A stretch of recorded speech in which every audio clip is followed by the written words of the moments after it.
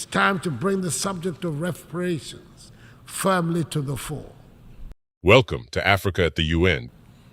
Mr. President, we do not seek to shirk any responsibility for the problems we face that are of our own making. And it bears repeating that we are not craving for sympathy, and we do not want to be a scar on anybody's conscience. But we cannot, and the world should not pretend that the present-day economic and social conditions of Africa have nothing to do with the historical injustices that have fashioned the structures of the world. It is time to acknowledge openly that much of Europe and the United States have been built from the vast wealth harvested from the sweat, tears, blood, and horrors of the transatlantic slave trade and the centuries of colonial exploitation.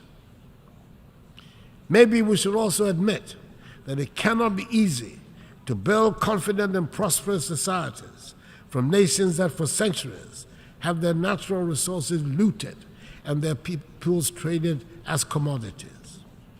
For centuries, the world has been unwilling and unable to confront the realities of the consequences of the slave trade. But gradually, this is changing, and it is time to bring the subject of reparations firmly to the fore. Granted, the current generations are not the ones that engaged in the slave trade, but that grand inhuman enterprise was state-sponsored and deliberate, and its benefits are clearly interwoven with the present-day economic architecture of the nations that designed and executed it. Reparations must be paid for the slave trade. No amount of money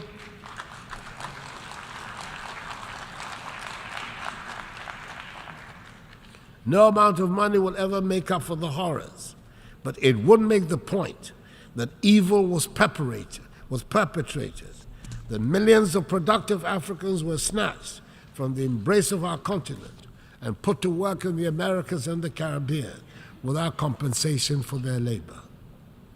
If there are any hesitations in some minds about the paying of reparations, it is worth considering the fact that when slavery was abolished, the slave owners were compensated for the loss of the slaves because the human beings were labeled as property, deemed to be commodities. Surely, this is a matter that the world must confront and can no longer ignore. The African Union has authorized Ghana to hold a global conference on the issue in November in Accra. It is probably also the time to return to that vexed subject of illicit financial outflows out of the continent of Africa.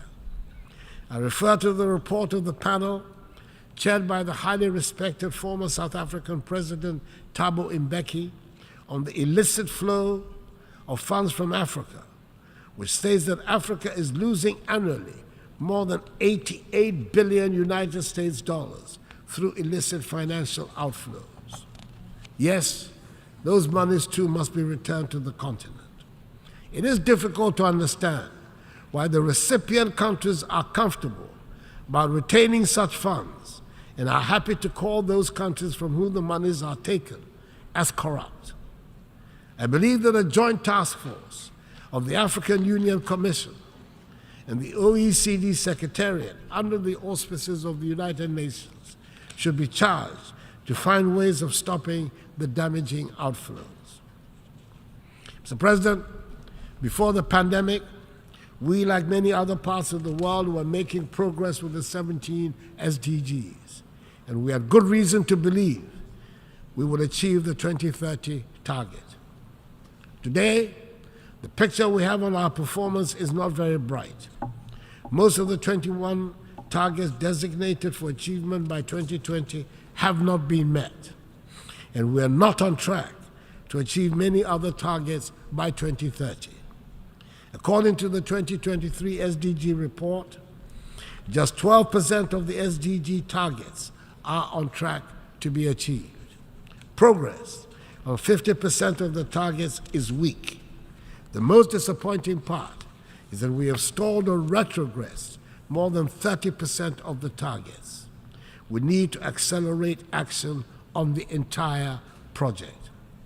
Mr. President, it is within our capacity to turn things around. A good start would be to make the needed changes to the structures of our organization. Then we can rebuild trust and reignite global solidarity. Mr. President, I thank you for your attention.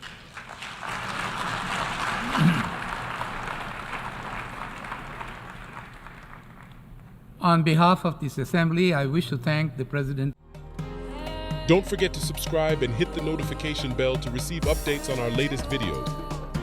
And always remember, Africa is watching.